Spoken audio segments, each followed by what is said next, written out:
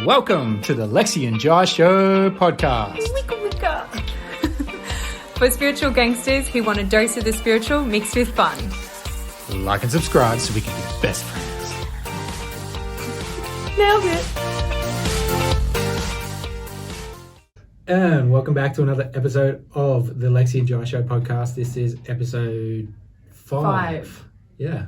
It's good to see you again. It's been so long. You too. It's been so long. We got a big show today. Yes. We are going to be talking about hypnosis. Stuff. Yeah. How specific. Yeah. Tea leaf readings. Yeah. And basically synchronicity, like triple numbers. Yeah, man. So A jam. Hopefully that does not bore any of you. So hypnosis. So have you ever been hypnotized to be a doc? No. So, I went to hypnosis once, and you know how you see these people on the TV shows, and they're all in the line up on stage, and like the tap comedy people ones. Yeah. They tap people and they drop to the ground, all that sort of stuff. Yeah. So I went to one of those, and I got picked to be up in it, and I didn't think that I could get hypnotized. It turns out I couldn't, right? But the guy next to me, who I'd known for a lot of years, I think they touched him or something, and he fell flat on his face. Oh my gosh. He's like 50 something years old, and he just fell, and he could not get up. And I'm just looking at him like I should have pulled him up, but I'm like, is it a sleepwalker like sort of situation? And I just can't. Yeah. If I do that, is he going to have a heart attack? Then come back as a zombie. Yeah, and everyone's going, Jai, pick him up. And I'm like, do I though? Do I? It's like your friend just face plants next to you, and you could have stopped it at any point. No, I didn't know. I didn't know the rules. There was no guidelines. I know the rules. Just for the record, guys, if you aren't hypnotized and your friend is, maybe just make sure they don't face plant. Yeah, you become the responsible one. Yeah. You're clearly the one that was more conscious. Yeah, but yeah. Anyway, so it didn't work for me. Yeah. So did they get your friend to do anything? They were all my friends up there, right? Oh, okay. It was a work function. Oh, I'm like, all right. Was this a private function? It's what they did at a Christmas party. But okay, so I had a hypnotist there. Apparently he's a well-known hypnotist, which I cannot remember his name, and even if I did, I wouldn't say it. Yeah. But people who you wouldn't expect would be under hypnosis were definitely hypnotized to the point where they were making them sing these songs like nursery rhymes in like different genres. So someone was singing it in country, like it out loud, like loud. Wow. Like no filter about public speaking or anything. Yeah.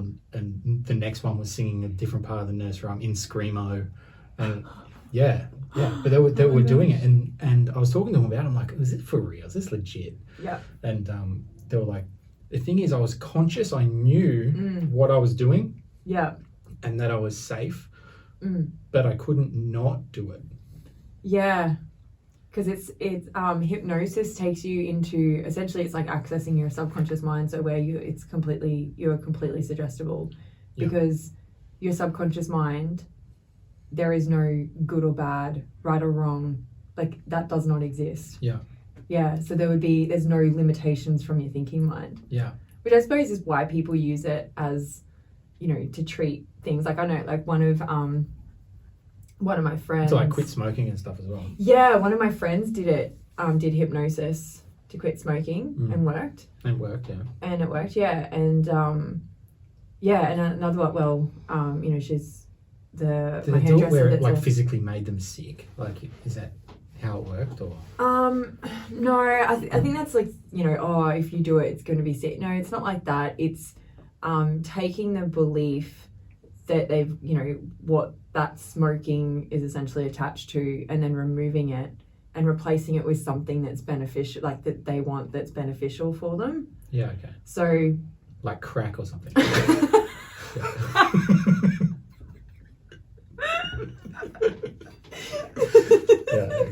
Yeah. I mean, look, probably not under the beneficial To that person, column. though, they might. Is it beneficial to anyone? Yeah, but what with hypno? So I've done a few hypno sessions. You would know. So Susan, who's my hairdresser, studied RTT, which is different to hypnotherapy, in the sense that, I mean, they do use hypnosis, but it's more therapy to like get in and access your subconscious mind and unpack stuff. Yeah, exactly. And so she needs someone to practice on, and I think it's just for me in terms of getting hypnotized. I set the intention like before. I'm going to be hypnotized. Like I allow myself to do, because in the past when someone's gone to hypnotize another friend that went to hypnotize me, I just didn't feel comfortable with them. Yeah. So I didn't feel comfortable with them, and I'm like, nah, I'm not feeling it. Well, I can't get into this space because I'm too on edge. So in my situation, when I was sitting in front of hundreds of people, like obviously wasn't comfortable enough. Seemed like everybody else might have been, but I wasn't.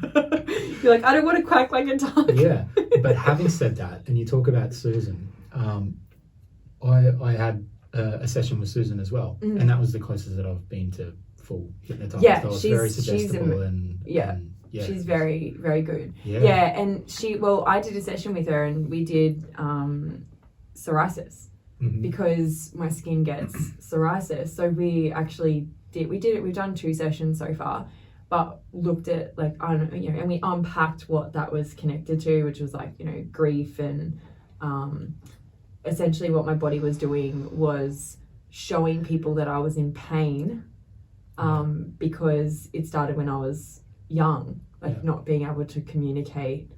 And I think it was linked to like when my mum had cancer and stuff when I was like 4.5. Wow. But it was funny because when she had me hypnotized, I actually said to her, because I think I'm completely aware of what's happening and what I'm saying. Yeah, there's just no filter. So I think she said to me, "Oh, okay, so how old are you?" And I was like 4.5. And she goes, "Okay, so yep, you're 4." And I'm like 4.5. Yeah. Like my 4.5-year-old self was like, wow, like I'm 4.5, not 4. I'm so much older. Yeah. And so the other thing, I was like, oh, my dad's useless. She's like, well, I can't even make me a toaster sandwich. Oh my God. Like it's just, like meanwhile my dad's working 14-hour days. Yeah. It wasn't your perception back then as a 4.5-year-old. No, it was just the fact, because like mum was at hospital. We had, I think it was like my auntie and my nana looking after us, but it just, and my dad was gone by 5:30 in the morning. Yeah. So it started then, but once you start unpacking it, and my skin healed, like it was healing. Yeah. It's just it's like unpacking it. Yeah. It's really so cool. You have to do it a few times, do you? I'll have to do it a few times, I think just the level of I didn't realize this, actually. I was on TikTok the other day. I just always assumed that, sorry to cut you off, no. that hypnosis would be one session because you're hypnotized, and then you become, in essence, hypnotized for life. Yeah. For that particular thing. So if somebody walks past you and clicks and suddenly you're a chicken. Yeah. Like, but you're a chicken for the rest of your life. Yeah, I'm probably a bit naive, but that's what I thought about. Yeah, I for some people, yes. Yeah. I do feel like it depends on like your thinking mind and how much your thinking mind is caught up on that. Like, so for me with my skin, my thinking mind is just like has a whole bunch of crap like attached to all of that. It's like, I don't like it's itchy, or this is my skin, or this, I can't eat this, okay, like all of those kinds of silly things. Yeah. When really that's all just created by my head. Yeah. That when I go into just being me and connecting, like, and I've noticed like you listen to what they do is they record the hypno session and then you listen to it for 21 days, and which you can listen to it multiple times over that period, but Sure. at least once a day. Yeah. And that's obviously reinforcing Yeah. the new. So setting a pattern. Yeah, exactly. But it's pretty crazy what some people, like the results that some people can get with hypno. Yeah. Like I said, I mean, you know, you hear about people with smoking, or a lady was like, you know, had issues with her weight and just cleared away what was all connected to that. And I think it's a good session to get deep into something, to unpack it, to like bring it to the surface. Yeah, because sometimes you're just not aware, you know. No, correct. What's going Because on. if you're healing surface stuff or even emotional stuff, it will only ever be a band-aid fix without actually getting deep into the spiritual aspect, the past life aspect, the trauma aspect of it. Yeah. So What I've started to do with what is it? So I've done this with, I don't know, probably 5 clients so far, but I do the my soul awareness technique, but we get into a frequency, and then so rather than accessing like the subconscious, we just access the frequency, see what's there, and then clear, like just your soul just clears it away. Wow. Yeah. That's a shortcut. Yeah, I've had a couple of people now. So I had one client that needed to do it for finance, you know, around money, and she did it, and then it's like got home, and she put up a post, but she's like, oh, I've cleared it. Thanks Lexi, I've cleared this out, and then I got a phone call from this utility company saying like, oh, I need your bank details. I'm transferring you your money. What? She's like, what? Yeah. Wow. I think it was like a couple of grand. Yeah, it was like. So we cleared it from a frequency. It was awesome. I had another lady where I did it with drinking. Yeah. So she had drinking, and you just go. She wanted to drink more. You looked at She just kept wanting to drink more. Such water. a lightweight. I'm like, don't drink. No. Do not drink. I need water. But we did it with alcohol, and so she was drinking like every day, and had a look at, when you tune in, you're like, oh, that's actually that block, or like that thinking mind belief system is sitting, like I'm just looking at the frequencies it's sitting on, and as you start to look at it, all that information it's like a psychic vision, just tells you exactly what it's connected to. And wow. And you don't have to work on clearing it as such, because your soul knows how to do that. Yeah. Then why didn't it do it prior? Because you haven't got your awareness focus there. Yeah, okay. Yeah, which is a superpower. Evidently, Awareness is a superpower. Yeah. So basically we're superheroes. That's how I should introduce myself now. Like, be like, the Lexy and Jai show podcast. Yeah. Spiritual Superheroes. gangsters, superheroes of awareness. Yeah. And then we come on in capes. Yes. Yeah. Oh, I don't know. Some capes just I already look really wear my undies on the outside. You're already half there. Yeah, that's right. I was wondering why people were looking at you weird. That's why. I do feel like for anyone that sews, any listeners, if you want to make us some capes, let me know. Hit us up on all the channels. Sure. Okay, so tea leaf readings.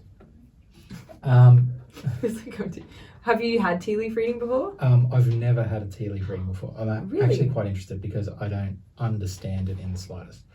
So, Wow. Yeah.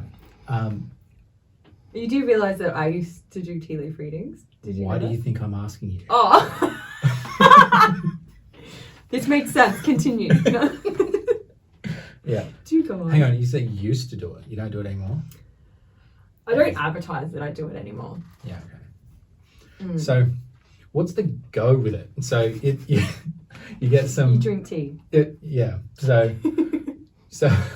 okay. So, you get some, like, Lipton tea bag. I don't know.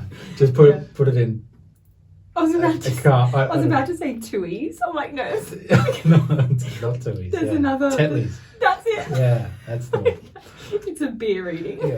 Yeah. And then you just drink. You have to drink the tea first, or you would. Yeah, right. And then whatever tea leaves are left in there. You're just going, oh, a sailboat. Is that what? Like, I don't understand. So, basically, yes, you do drink the tea. There's particular tea leaves that you have to use loose. I recommend using organic, because tea leaves and I say loose leaf tea leaves, because like from T2 and stuff. Yeah, because if they're in tea bags, they're too fine. Sure. You can actually do tea leaf readings, coffee readings, and you can also do wine readings. Not so much anymore now because they don't have as much sediment in the bottom, but basically you drink it down till there's like a little bit of liquid at the bottom of the cup, and you swirl it around and then have like a napkin or something and then dump it out, and whatever tea leaves stay in the cup, that's what you then do the reading on. So yeah, it's like, oh, sailboat. But what you're looking at, so where the handle of the cup is, that is you. And so anything on that hemisphere of the cup that's closest to the handle, that's you. Okay. Anything out like directly you. Anything that's on the other can be like family relationships to a certain extent, and work that can come up around the other hemisphere. So there's literally like quadrants and everything. There's like massive thing about it. Okay, so there's a lot more to it. Yes. Yeah. But when I started, because my mum's family are like Scottish, Scottish Australian. My great grandma was Scottish, and so tea leaves, and heaps of people think that tea leaf reading actually comes from Scotland or England, but it's actually from China. Really? Yeah. It started in China, this is literally a really long time ago. I don't remember the year, but it started in China. I imagine you would. Yeah, it started in China, then went across to Turkey, and that's where they started with the coffee. You can actually get like a Turkish coffee kind of reading. Okay. It's really thick, and it's, put it this way, it's not a coffee you'd enjoy. Same premise with like the handles you. Yeah. Yeah, okay. Yeah, usually if you're doing it, like, some people go, oh, I don't have a handle, I have a cup, that you usually will put still a mark on where that person has held it and then drink it. But yeah, I started doing tea leaf readings at a cafe, this Cafe Camellia. It's owned by Tama and his partner Diane, and Tama does readings and everything at the Money Market. Like, he's amazing. And they're like, oh, can you do tea leaf readings? I was like, well, haven't done them professionally before, but yeah, I'll give it a crack. Yeah. And it's only just the fact that because I'm connected, because I'm just channeling, that just heaps of stuff started coming out. And you do, like, down at the bottom, depending on who's reading the cup as well, people can be a bit different. For me, down the bottom is like right now, and then up the top goes up to like 12 months. So the rim of the cup. But yeah, you get different symbols that come up. So if you had like an anchor, it's like, oh, depending on where it is on the cup, it's like, oh, someone's joining the Navy. Yeah.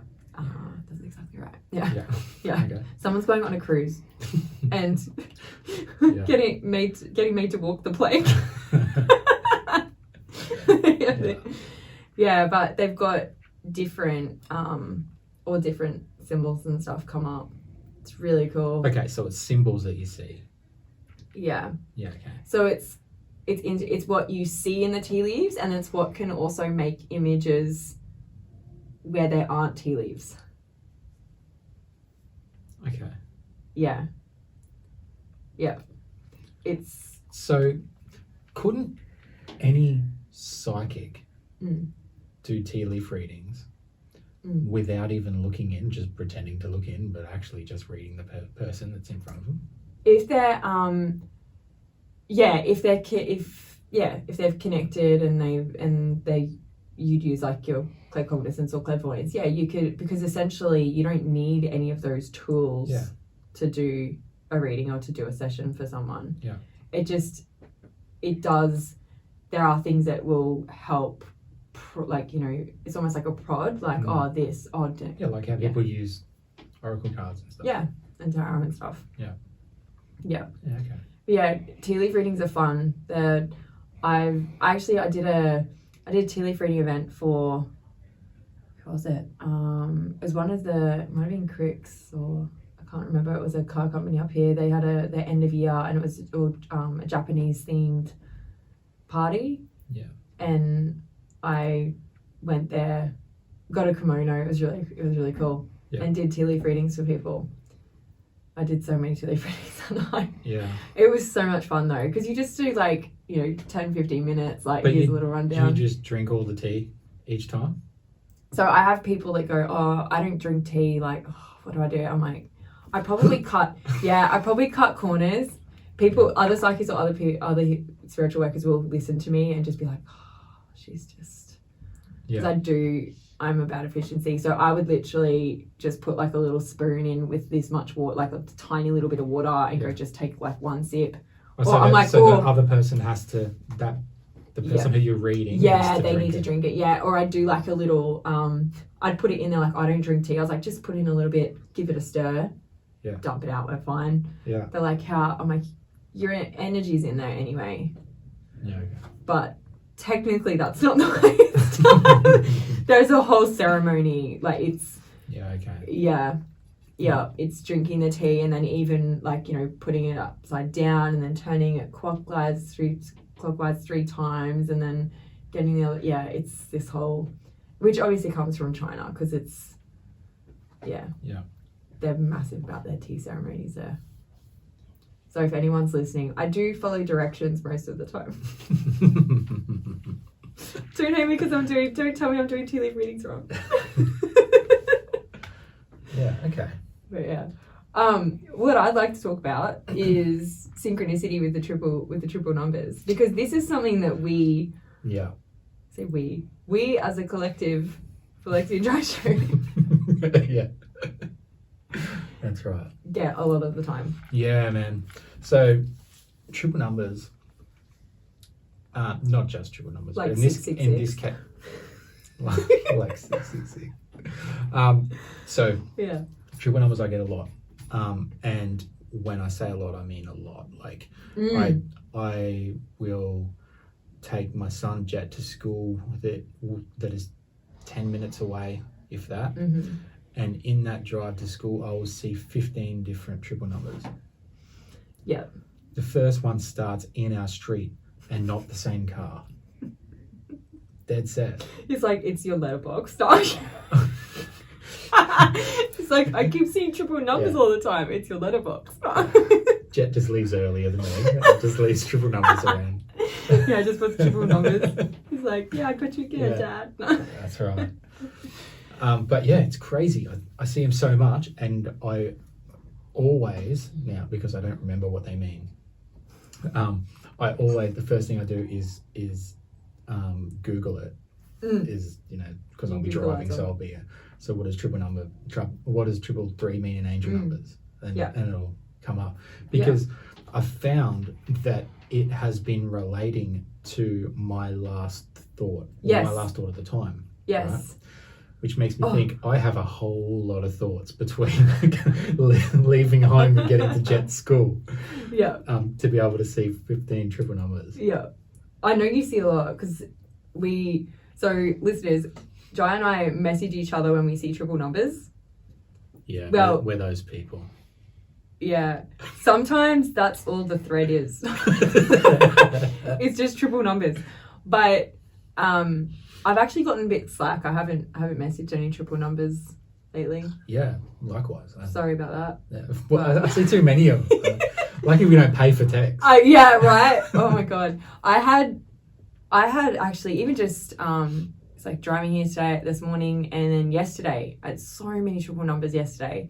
And Shane's driving, and I'm like, 888. 111, 222, Yeah. 333. I'm like, oh look, 444. And Shane's just, I swear sometimes he's just thinking, Yeah. it's a triple number. Like, Yeah. why are we having this conversation? Yeah, that's exactly what Kelly thinks. So she says it out loud. She's like, okay, I get it. You don't have to keep telling me. Yeah. It's like, yeah, but did you see that? Shane's like, yeah, I saw it. I'm like, Yeah, a number plate. yeah. I'm like, oh well. But I definitely agree with you where it's like it's connected to what you're thinking or feeling at the time. Yeah. I have noticed that, and years ago I made a point of going, oh, I need to start paying attention to my thoughts as soon as I see it. Yeah. Because I get excited just about seeing the triple number. Yeah. I'm like, oh, 333, and then it's like, oh. Yeah. But my thought patterns, I don't remember what it was about. My train of thought changes tracks so quickly. Yeah. Like instantly. Like a pinball machine. Yeah, but by the time I've researched what that number, I can't remember what that thought was in relation. Yes. Yeah. Yeah, I know. It's like, damn it. It's called, I've tried to be, what is it? I think it's like metacognizant. Basically like more aware that you're thinking, aware of your thoughts, aware of your thinking. Yeah. And yeah, I'm similar to you. I've failed at that. Yeah. There's so many thoughts. I'm like, nah. My intellectual thinking mind is just so pinball machine. Yeah. People talk about monkey brain. I'm like, I don't have a monkey brain, man. My thought is like, it's not like, oh, let's think about this thought. Ooh, Yeah. ooh, ah. It's like not that at all. It just straight away goes ding ding ding ding. Yeah. Ding, ding, Pinball ding, machine ding, is a perfect analogy. Yeah. Yeah. Yeah. I've been saying that back for years. I'm like, that is my thinking mind, which is why I need to, like, for me specifically, why I need to meditate or connect with myself, because it's just insane. Yeah. I'm like, how are people dealing with this? Yeah. And it's nonsense. Oh, like I found the other day, my head was, have ears. Yeah. Do flamingos get cramps for standing on one leg for too long? Oh my god. Funny thing is that is actually a thought that has gone through my to the point where I googled it. Really? Yeah, I had to know. You had to know. I had to know. Just for the record, guys, they don't, because their muscles are not big enough to. Yeah, it's all in the joint. So just letting you know. So they don't have to take. So they don't magnesium cramp, tablets. but they can get arthritis. I don't know. Oh, can they get arthritis? I don't know. I don't know. Shane. Shane's like our Jamie on the Joe Rogan podcast. Like, can you find out if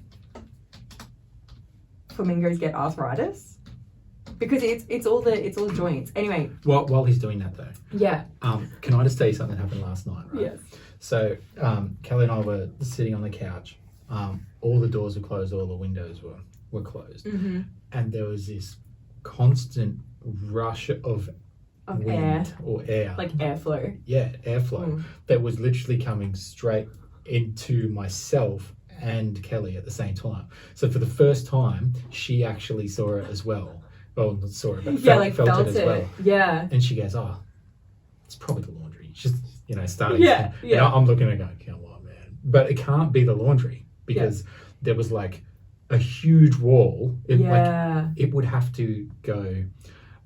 It has to bounce. A meter north, 4 meters east, and then 2 meters north, and then another 4 meters west to get to us. So yeah. My question is, what was it? Oh. No, there's no somebody, but that actually happened. It's pretty cool. Wow, really put me on the spot there. Yeah, that would have been the fact that you have wind, like when you have the airflow like that, or I don't know, this is just my own experience. It's usually an air elemental, like a fairy or pixie or sprite or something. Yeah, okay. Yeah. And they also turn off my TV when they think it's time to go. Yeah, that would be a fairy. Yeah. Yeah. Fairies are assholes. Yeah, no, I love fairies. It's annoying, but honestly, but I get it. Yeah. I don't know if we've already spoken about this on the podcast, but like literally fairies are gaslighters. Really? Fairies are gaslighters, man. They hide stuff, and then you think you're going crazy because you're like, I swear to God, this was here. Yeah. And then you go and you're like, oh, no, it's definitely got to be back here. And you go back, and then you're like, oh, yeah, it's back here 10 minutes after I just looked there. No. Yeah, I know they love playing games. Yeah. How'd you go, Shane? Oh, yeah. Well, I can't say anything about the arthritis, but a couple of things that you probably I think everybody needs to know is flamingos can sleep in a pond that will freeze around their legs at night.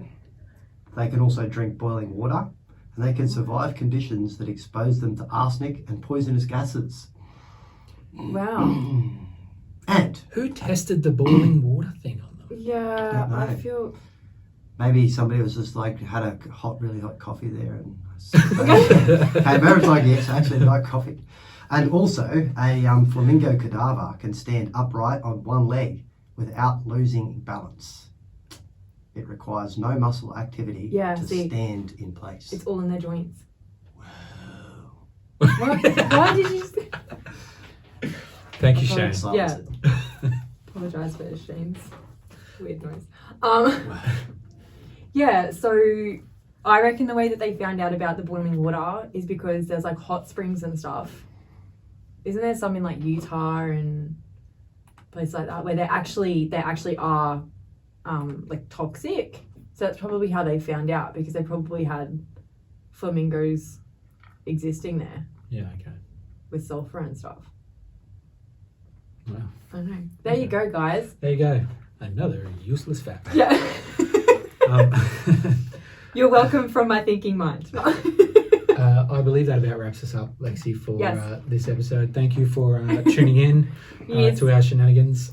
We thanks. love and appreciate you, and we'll see you for the next one. Yeah. Bye.